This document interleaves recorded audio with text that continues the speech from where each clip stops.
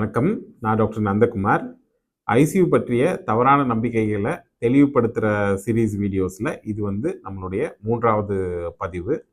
இதில் பல பேர் கேட்டிருக்கிற கேள்வி என்ன அப்படின்னு பார்த்தோன்னா, ஐசியூவில் பேஷண்ட்ஸ் அட்மிட் ஆகிருக்கும்போது ஃபேமிலி அண்ட் ஃப்ரெண்ட்ஸை நம்ம ஏன் அலோவ் பண்ணுறது கிடையாது, விசிட்டிங் டைமில் மட்டும் ஏன் பார்க்க சொல்லணும் அப்படின்றது தான். அதற்கு பல காரணங்கள் இருக்குது. அதில் முக்கியமான காரணங்களை மட்டும் நான் இங்கே டிஸ்கஸ் பண்ண போகிறேன். ஃபர்ஸ்ட் என்னன்னு பார்த்தோன்னா, எந்த ஒரு பேஷண்ட்டும் ஐசியூவில் அட்மிட் ஆகிருக்கும் போது அது ஹார்ட் அட்டாக்னால இருக்கலாம், ஒரு சீரியஸ் இன்ஃபெக்ஷன்னால இருக்கலாம். அப்போ அவங்களோட இம்யூனிட்டி, அதாவது எதிர்ப்பு சக்தி நார்மலாக இருக்கிறத விட ஒரு 40 to 50% கம்மியாக ஆரம்பிக்குது. ஏன்னா அதுக்கு பல காரணங்கள் இருக்கலாம். ஃபார் எக்ஸாம்பிள், அவங்களால சரியான சத்தான சாப்பாடு சாப்பிட முடியாத ஒரு நிலைமையில இருக்கலாம்.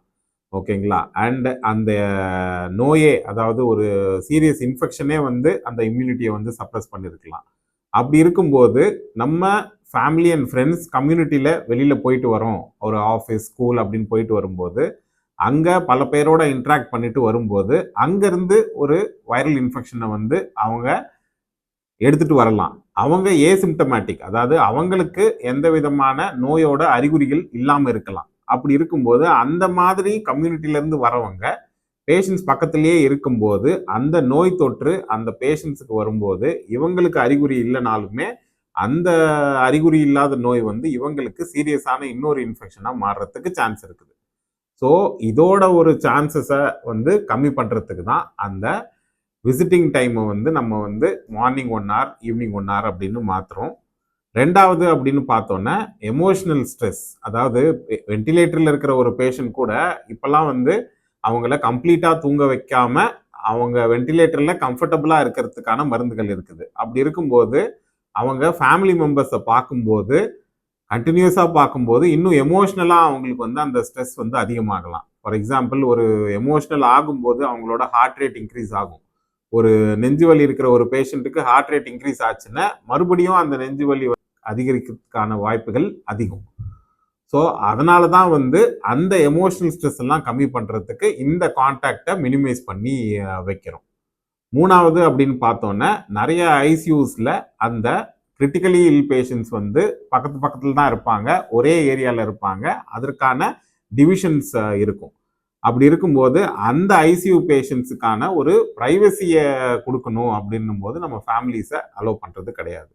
4வது ரீசன் அப்படின்னு பார்த்தீங்கன்னா, அந்த சீரியஸாக கிரிட்டிக்கலாக இருக்கிற பேஷண்ட்ஸுக்கு ஆல்ரெடி சொன்ன மாதிரி நிறைய எக்யூப்மெண்ட்ஸ் சப்போர்ட் தேவைப்படும். பேஷண்ட் வென்டிலேட்டரில் இருக்கலாம், நிறைய மருந்துகள், அந்த இன்ஃபியூஷன் பம்ப்னு சொல்லுவோம், சிரிஞ்ச் பம்ப்னு சொல்லுவோம், அது உயிரை காப்பாற்றக்கூடிய மருந்துகளாக இருக்கலாம். அப்படி இருக்கும்போது இந்த மாதிரி ஒரு சிச்சுவேஷனில் ஃபேமிலி கண்டினியூஸாக இருக்கும்போது இந்த எக்யூப்மெண்ட்ஸில் ஒரு டிஸ்டர்பன்ஸ் வர்றதுக்கு சான்ஸ் இருக்குது. ரெண்டாவது, அங்கே இருக்கிற நர்சிங் டீமும் டாக்டர்ஸ் டீமும் கான்ஸ்டண்ட்டாக அவங்கள வாட்ச் பண்ணி அதற்கான ஒரு கண்காணிப்பு, ட்ரீட்மெண்ட், அந்த எக்ஸாமினேஷன் அதெல்லாம் பண்ணுறதுக்குமே ஒரு டிஸ்டர்பன்ஸ் இருக்கிறதுக்கு சான்ஸ் இருக்குது. அதனால தான் ஐசியூலையுமே பேஷண்ட்ஸ் ஒரு ஃபேஸ், அதாவது கிரிட்டிக்கலாக இருக்கிற ஒரு ஃபேஸ்லேருந்து ரிகவர் ஆகி ஓரளவுக்கு ஸ்டேபிள் ஆனதுக்கப்புறம் நிறைய ஐசியூஸில் ஃபேமிலி அண்ட் ஃப்ரெண்ட்ஸை கொஞ்சம் அவங்க கூட நிறைய நேரம் இருக்கிறதுக்கே அலோவ் பண்ணுவாங்க. இன்னும் சொல்லப்போனால் இது ஒரு ஹார்ட் அண்ட் ஃபாஸ்ட் ரூல் கிடையாது. ஃபார் எக்ஸாம்பிள், பேஷண்ட்ஸ் டிமென்ஷியா, அதாவது அவங்களுக்கு எப்படி இருக்கும் அப்படின்னா மறந்து போயிடுவாங்க. அவங்களோட ஒரு சில விஷயம்தான் ஒரு சில ஃபேமிலி மெம்பர்ஸ், ஒரு சில வீடு ரிலேட்டட் திங்ஸை பார்த்தா தான் அவங்களுக்கு எங்கே இருக்கோன்ற அந்த ஞாபகம் வரும். அப்படி இல்லைன்னா சில பேர் ரொம்ப அஜிடேட் ஆவாங்க, கோவப்படுவாங்க. அந்த மாதிரி பேஷண்ட்ஸ் ஒரு இன்ஃபெக்ஷனோட கிரிட்டிக்கலாக ஐசியூக்கு வரும்போது அந்த இடத்துல அவங்கள சாந்தப்படுத்தி அந்த ட்ரீட்மெண்ட்டை கண்டினியூ பண்ணுறதுக்கு நம்ம ஃபேமிலிஸையும் ஃப்ரெண்ட்ஸையும் கூட அலோவ் பண்ணியிருக்கிறோம். So it is not a hard and fast rule.